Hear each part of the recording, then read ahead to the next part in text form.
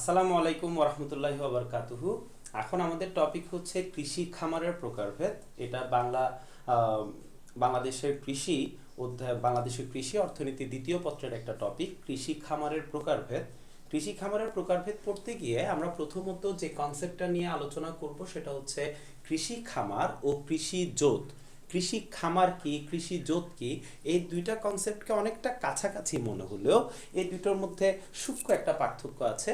কৃষি খামার আর কৃষি জোত, এই দুইটা কনসেপ্টকে যখন আমরা আলাদা করতে যাই, আমরা একটু ডেফিনেশনটা পড়ে দেখব যে কোনো একজন কৃষক বা সংগঠকের অধীনে নির্দিষ্ট স্থানে বা বিভিন্ন স্থানে যে পরিমাণে উৎপাদনের আবাদযোগ্য ভূমি থাকে তাকে আমরা বলি কৃষিজোত। এখানে একটা শব্দ বলছে আবাদযোগ্য। মনে করেন আমি একজন মানুষ, আমার কাছে, আমি একজন কৃষক, আমার কাছে 5 খণ্ড জমি আছে, তাহলে ওই 5 খণ্ড জমি আবাদযোগ্য যদি হয়, ওই 5 খণ্ড জমিকে আমরা বলবো কৃষিজোত। আর কৃষি খামার কি? কৃষি খামার হলো কৃষিজোত থেকে একটু ডিফারেন্ট। কিভাবে? কৃষিজোতে যখন আমরা চাষাবাদের পরিকল্পনা শুরু করি, আর যখন আমরা কৃষিজোতকে কোনো একটা চাষাবাদের আওতায় আনি, তখন আমরা এটাকে বলছি কৃষি খামার। অর্থাৎ কৃষিজোতে যখন চাষাবাদের পরিকল্পনা করা হয়, চাষাবাদের আওতায় আনা হবে, তখন আমরা এটাকে বলছি কৃষি খামার। এটা হচ্ছে কৃষি খামার ও কৃষিজোতের মধ্যে সূক্ষ্ম একটা পার্থক্য। ডেফিনেশন অনেক সময় এই প্রশ্নটা হয়ে থাকে। পরবর্তীতে আমরা একটা কনসেপ্ট নিয়ে আলোচনা করব, সেটা হচ্ছে চাষাবাদের প্রকৃতির দিক থেকে কৃষি খামার কত প্রকার। চাষাবাদের প্রকৃতির উপর ভিত্তি করে কৃষি খামার হচ্ছে প্রধানত 2 প্রকার। এর মধ্যে একটা হচ্ছে জীবন নির্বাহী খামার, যেটাকে ইংরেজিতে বলা হচ্ছে সাবসিস্টেন্স ফার্ম। যে কৃষকরা যখন নিজেদের ভরণ পোষণের জন্য, নিজেদের জীবিকা নির্বাহ করার জন্য যখন কোনো খামার পরিচালনা করে, তখন আমরা এটাকে বলছি জীবন নির্বাহী খামার। আর যখন বাণিজ্যিক খামারের আলোচনা আসে, কমার্শিয়াল ফার্ম। কমার্শিয়াল ফার্ম বলা হচ্ছে যখন ভূমি অধিক শ্রম, পুঁজি, প্রযুক্তি প্রয়োগের মাধ্যমে অধিক উৎপাদন ও অধিক উদ্বৃত্তের মাধ্যমে যখন মুনাফা সৃষ্টি হয়। অর্থাৎ কোন একটা ফসল যখন কৃষকের মাইন্ডসেট থাকে যে উৎপাদন করার পর এটা বিক্রি করে সে মুনাফা অর্জন করবে, তখন আমরা এটাকে বলছি বাণিজ্যিক খামার। আমরা যদি দুটোর মধ্যে পার্থক্য দেখি, প্রথমেই দেখতে পাই জীবন নির্বাহী খামার, যেটা কৃষকরা নিজেদের ভরণ পোষণের জন্য ব্যবহার করে, সেই খামারের আয়তনটা হয় ক্ষুদ্র, কিন্তু বাণিজ্যিক খামারের আয়তনটা হয় অপেক্ষাকৃতভাবে বৃহৎ। আমরা যদি পরবর্তীতে দেখি, জীবন নির্বাহী খামারটা হয় প্রকৃতির উপর নির্ভরশীল, অর্থাৎ পানি সেচের জন্য আলাদা কোনো ব্যবস্থা করা হবে না, উন্নত বীজের কোনো ব্যবস্থা এখানে নাই, ভালো প্রযুক্তির ব্যবস্থা নাই, এটা প্রকৃতির উপর নির্ভরশীল। কিন্তু বাণিজ্যিক খামারটা প্রকৃতির পাশাপাশি এখানে বাণিজ্যিক খামারের ক্ষেত্রে বিভিন্ন প্রযুক্তি ব্যবহার হবে, তাই এটা অনেকাংশে প্রকৃতির উপর কম নির্ভরশীল। আমরা যদি পরবর্তীতে দেখি, জীবন নির্বাহী খামারের যে চাষাবাদ পদ্ধতি, এটা হয় চিরাচরিত একটা সনাতন পদ্ধতির চাষাবাদ, কিন্তু বাণিজ্যিক খামারের চাষাবাদটা হচ্ছে একটা আধুনিক পদ্ধতির চাষাবাদ।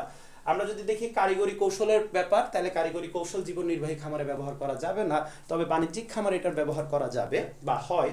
পারিবারিক ভোগের কারণে জীবন নির্বাহী খামারটা, অর্থাৎ যা উৎপাদন করা হবে কৃষক তা নিজেই ভোগ করবে, কিন্তু বাণিজ্যিক খামারের প্রধান উদ্দেশ্য হচ্ছে বাণিজ্যিক অধিক মুনাফা কিংবা বিক্রয়, অর্থাৎ প্রোডাক্টটা উৎপাদন করা হবে, এটার মূল উদ্দেশ্য হবে সম্পূর্ণ বাণিজ্যিক। বাজারজাতকরণ ব্যবস্থার কোনো প্রয়োজন পড়ে না, কারণ আপনি যা উৎপাদন করছেন তা জীবন নির্বাহী খামারের ক্ষেত্রে আপনি নিজেই ভোগ করছেন, বাজারজাতকরণের কোনো প্রয়োজন পড়ে না। তবে বাণিজ্যিক খামারের ক্ষেত্রে বাজারজাতকরণ একটা গুরুত্বপূর্ণ বিষয় হয়ে দাঁড়ায়। এই পার্থক্য থেকে আমাদের বিভিন্ন সময় পরীক্ষায় আসে প্রশ্ন। আমরা যদি পরবর্তীতে দেখি কৃষি খামারের প্রকারভেদ, কিসের ভিত্তিতে আমরা প্রকারভেদগুলো হতে দেখি। উৎপাদনের ধরন বিবেচনায় খামার হয় 3 প্রকার। উৎপাদনের ধরন বিবেচনায় খামারটা হয় 3 প্রকার। এর মধ্যে একটা হয় বিশেষায়িত খামার, একটা হচ্ছে বহুমুখী খামার, একটা মিশ্র খামার। এক্ষেত্রে আমাদের একটু ডিসকাশনের প্রয়োজন আছে। ডিসকাশনটা এমন হতে পারে, বিশেষায়িত খামার যখন আমরা বলি স্পেশালাইজড, যেমন মনে করেন আপনি 1 খণ্ড ভূমি নিলেন, 1 খণ্ড ভূমি আপনি নিলেন, এই 1 খণ্ড ভূমিতে আপনি দেখা যাচ্ছে কোন একটা নির্দিষ্ট প্রোডাক্ট, যেমন এইটুকু একটু জমি, এইটুকু একটা জমি, এইটুকু জমির মধ্যে আপনি গোলাপ ফুলের চাষাবাদ করলেন। পুরো 1 জমিতে আপনি গোলাপ ফুলের চাষাবাদ করলেন। কয়টা প্রোডাক্ট? একটা নির্দিষ্ট প্রোডাক্ট। তখন আমরা এটাকে বলছি স্পেশালাইজড ফার্ম বা বিশেষায়িত খামার। কিন্তু যখন আপনি একই জমিকে মনে করেন জমির পরিমাণটা এইটুকু, এর মধ্যে এইটুকু অঞ্চলে আপনি গোলাপ ফুলের চাষাবাদ করলেন, পাশের এইটুকু অংশের মধ্যে আপনি করলেন কি আলুর চাষাবাদ করলেন। দেখেন এখানে প্রোডাক্ট কিন্তু একটা না, একাধিক। যেহেতু একাধিক প্রোডাক্ট আপনি একই ভূমিতে উৎপাদন করছেন, তখন আমরা এটাকে বলছি বহুমুখী খামার। তাই বলা হচ্ছে কোনো সুনির্দিষ্ট ফসল উৎপাদনে ব্যবহৃত খামারকে আমরা বলছি বিশেষায়িত খামার। আবার একই খামারে একই উপখাতের বিভিন্ন ফসল, যেমন শস্য শাকসবজির মধ্যে আপনি কিছু অংশে আলু, কিছু অংশ টমেটো, কিছু অংশে গাজর উৎপাদন করছেন, তখন এটাকে বলা হচ্ছে বহুমুখী খামার। এই দুইটা ক্লাসিফিকেশন থেকে মিশ্র খামারটা একটু ডিফারেন্ট। মিশ্র খামারটা মানে হচ্ছে যখন বিভিন্ন উপখাতকে আপনি একসাথে কানেক্ট করবেন। যেমন এইটুকু একটা বিশাল আকৃতির একটা জমি আছে আপনার কাছে, এর মধ্যে আপনি কিছু অংশে হচ্ছে পুকুর করে এখানে মাছ চাষ করতেছেন, আবার কিছু অংশের মধ্যে আপনি গবাদি পশু চাষ করতেছেন। আপনি খেয়াল করবেন গবাদি পশু আর পুকুর পাশাপাশি মানে হচ্ছে আপনি মৎস্য খাত, আপনি প্রাণীজ খাত এবং শস্য শাকসবজি সবগুলোকে একত্রে নিয়ে আসছেন, তখন এটাকে আমরা বলছি মিশ্র খামার। অর্থাৎ উৎপাদনের ধরন বিবেচনায় খামার হচ্ছে মূলত তিন প্রকার: একটা বিশেষায়িত খামার, একটা বহুমুখী খামার, একটা মিশ্র খামার।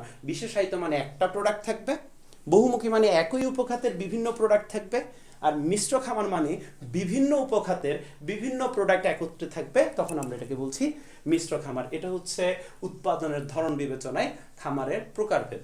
এরপরেও যখন আমরা খামারের প্রকারভেদ আমরা প্রশ্নে দেখতে পাই, বিভিন্ন সময়ে প্রশ্ন আসে যে খামারের প্রকারভেদ হয় মালিকানার ভিত্তিতে। আমরা প্রথমে পড়ছি চাষাবাদের প্রকৃতির ভিত্তিতে দুই প্রকার, জীবন নির্বাহী খামার আর বাণিজ্যিক খামার।